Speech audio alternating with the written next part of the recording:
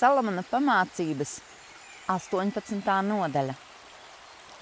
Kas norobežojas no citiem un turas pats par sevi, tas meklē savu iegribu un pretojas visam, kas labs.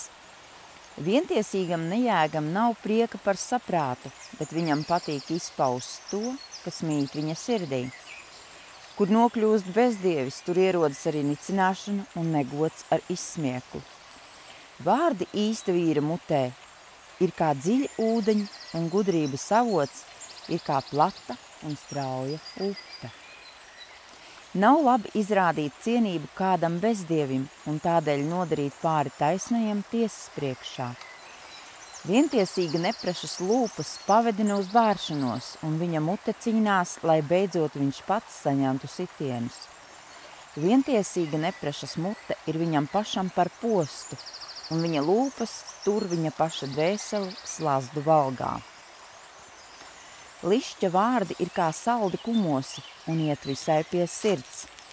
Kas laisks savā darbā, ir brālis tam, kas pats izšķiež savu mantu. Tā kunga vārds ir stiprā pils, taisnais dodas turp un top pasargāts.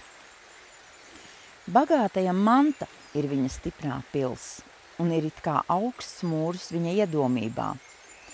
Priekš bojā iešanas cilvēka sirds kļūst lepna, bet pazemība ved godā. Kas atbild, iekāms viņš dzirdējis, tam piemīt vientiesība un tas piedzīvos kaunu. Kam vīrišķīga sirds, tas māk sapratīgi turēties arī ciešanās, bet ja kādu pārņēmis izmisums, kas var to panest? Sapratīga sirds iemanto gudrību un gudra auss meklē atzīšanu.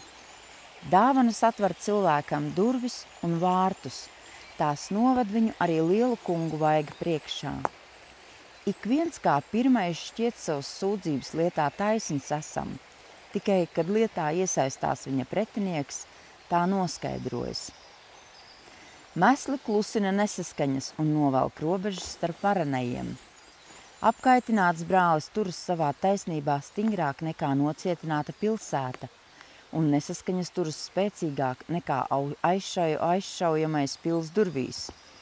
Vīram tiek atmaksāts saskaņā ar to, kā viņa mute runājusi, un viņš tiek paēdināts ar viņa lūpu iegūtiem augļiem. Nāve un dzīvība stāv mēles varā, kas mīl savas mēles māku, tas baudīs no tās augļiem. Kas atrod sev laulātu draudzeni, tas atrod sev tiešām ko labu, un var līksmoties, ka žēlastības dāvanu dabūjis no tā kunga. Nabaks runā lūgdamies, bet bagātais atbild bargi. Citam daudz draugu uz nelaimi, tomēr ir draugi, kas ir labāki nekā brālis.